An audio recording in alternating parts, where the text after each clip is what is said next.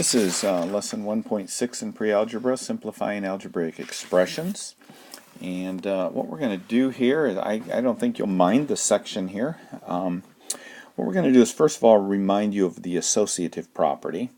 And the associative property for multiplication and addition basically gives you the opportunity to change the grouping.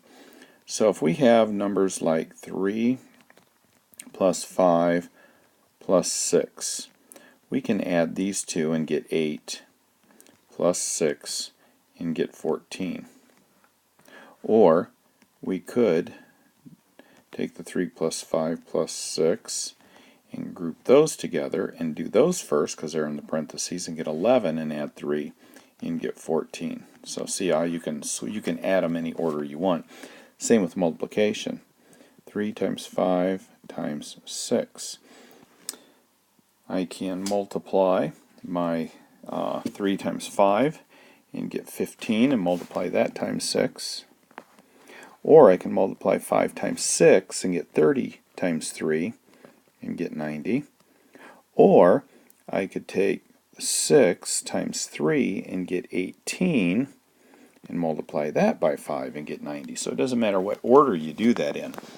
So when I have something kind of weird looking like 4 times 5x, now we're starting to deal with letters here.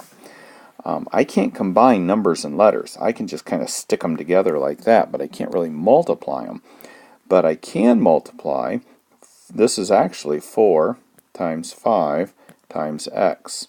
And what they're showing here in this is that our 5 is multiplied by x. And then we want to multiply it by 4. And what we can do is we can use the associative property and switch these around and multiply my numbers together and then tag my x on there. Because I can't multiply a number times a letter, I just stick them together there with no symbol between there. So that's how it works, but very rarely do you think through this process when you're doing it. Normally what you do is you take 3 times 6x and you just multiply the numbers together and you stick an x on the end and you're done. Okay, you don't think around the theory of the associative property and all of that. You just do it, and that's okay. So let's look at a few of these examples here, and we'll start out with example number let's start out with example number 2. We have 3 times negative 4y. Alright, so it doesn't matter what letter you stick on there. The letter just represents a number that you don't know. It's a number that exists out there, but we don't know what it is. So we give it a letter until we figure it out. And it doesn't matter what letter you give it. Most of the time they'll use the letter X just because it's quick and easy to put an X on there. But it doesn't really matter what letter we use. In this case we're using Y. And all we do then is multiply the things that we can multiply. And in this case, the 3 times negative 4 and get negative 12. And we tag our Y on there. And that's it. If we have something like 2x plus 5, and we put that together as a group, and this is example 3, and then we add 10. We cannot do anything with this 2x because there's a number and a letter stuck together. So you can't take this 5 and 10 and connect it with the 2x. So what we're going to do, remember it's in the parentheses, so when you're in parentheses you do that first. Well, there's nothing you can do because the 2 is with the x and it can't hang out with anything else. So we just leave it alone. So what I'm going to do is I'm going to ignore the 2x and I'm just going to look at the 5 and the 10. 5 plus 10 is 15 because that's what it says to do. And I'm done. Okay? And I'm done because this 2 and the x will not allow any other number to combine with it unless that other number also has an x there. Okay? Example 4, we get into what is called the distributive property. And what we're going to start doing is distributing some numbers here. And let's look and see what we've got. We've got 2. And they use an A. I'm just going to use an X because sometimes my A's look like 9s, and I'd rather you not be confused with what they look like. So you have 2 times a quantity, the parenthesis, x minus 3. So you do what's in the parentheses first. I've got a number and a letter. I'm trying to combine them. I can't add or subtract numbers and letters. So that is all I can do, is just let that sit there.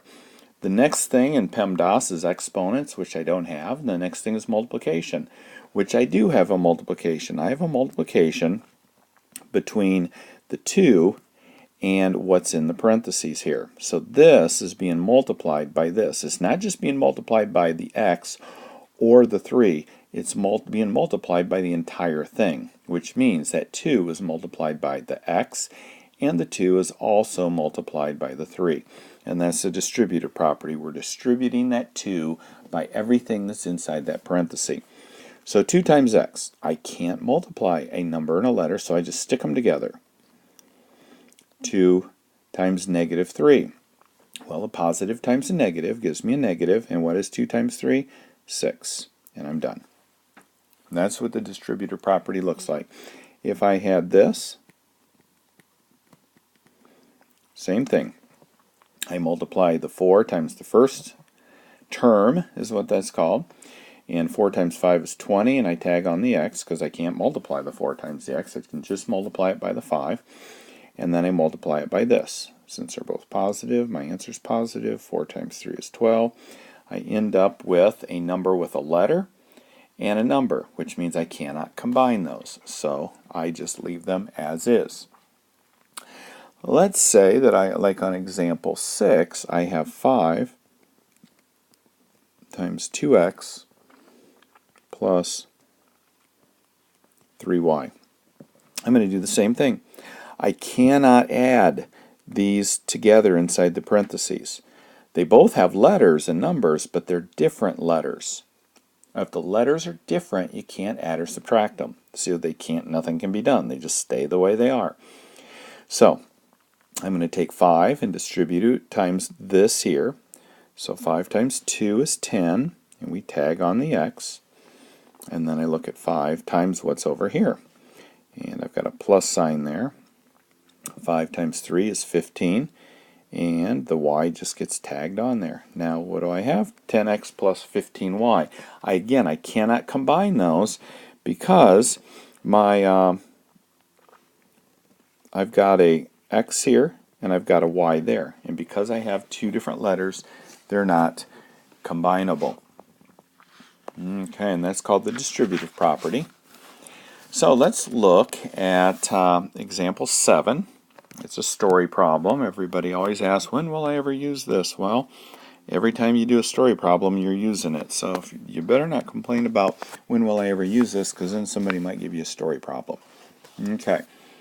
When you're trying to find out the area of a football field, maybe you're going to plant a new yard and you want to find out how much grass seed you need. Well, you need to have the area of your yard in order to find out how much grass seed. And let's look at a rectangle. The area of a rectangle is the length of that rectangle times the width. So the area is length times width, or L dot W, or just LW, close together. That means multiply as well. So that's what you use in order to find the area. Okay, so if we have a length of 8 and a width of 6, in order to find the area of that, we're going to take length times width, which in this case is 8 times 6, and the area then is 48. 48 square feet, square yards, square miles, square inches, whatever. It is written as square. Now let's make it inches. And sometimes when you get into upper level math, what they'll do is they'll just write inches and they'll put an exponent of a 2 up there, because that represents square. Like 3 squared is 9. The 2 is, you say, squared. So a lot of times that'll be a shortcut for writing square inches. Okay, there's another thing that's interesting about, let's say this is your yard. Now, to find out how much grass seed you need, you multiply 6 times 8, and that gives you the area. If you're interested in finding out how much fence you would need to enclose this, with the blue here, that is called the perimeter. And the perimeter, peri means around, and meter means to measure, so perimeter means to measure around. And what that means is we are adding up all of the sides. Well, this side here is 6, this side here is 8, and if it's a rectangle, this side over here is 6, and this is 8. So we're going to add up the 6 and the 8. So the perimeter is always the sum of the lengths of all the sides. In this case, there's 4 sides, so there's 4 numbers to add up. If you were to have a stop sign shaped figure, an octagon with 8 sides, you would add up all 8 of the sides together to get the perimeter. Okay, so the perimeter of a rectangle, actually, there's a formula for that, and the formula is perimeter equals, and if we look at this, see how this and this is a W and this is a W. Those are my 2 widths, and this is a P, or I'm sorry, not a P, it's a length, and this is a length. So how many W's do I have? I have 2 W's and I have 2 L's.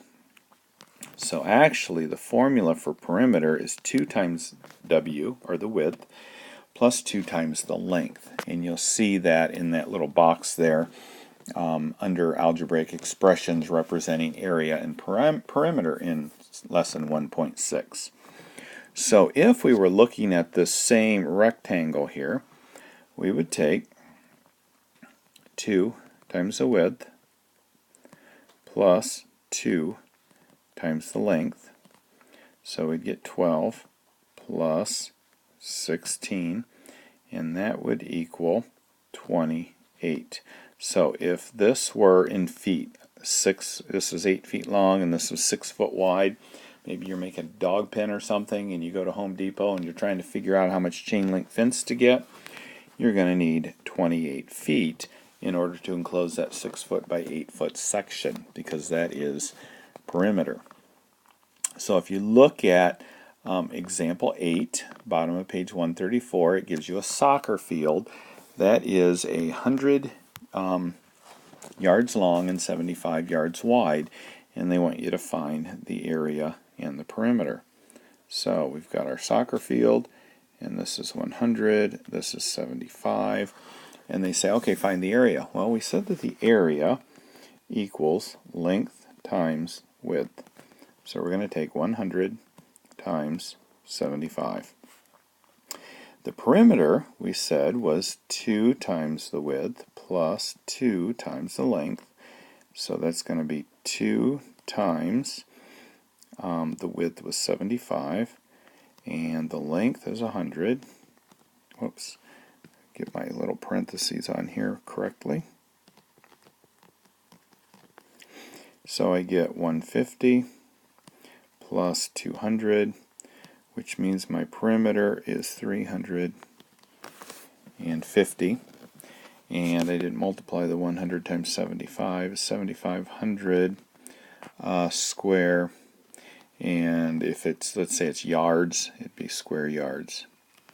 And my perimeter is not square because we just added up the sides, so it's just 350 yards. So that is section 1.6.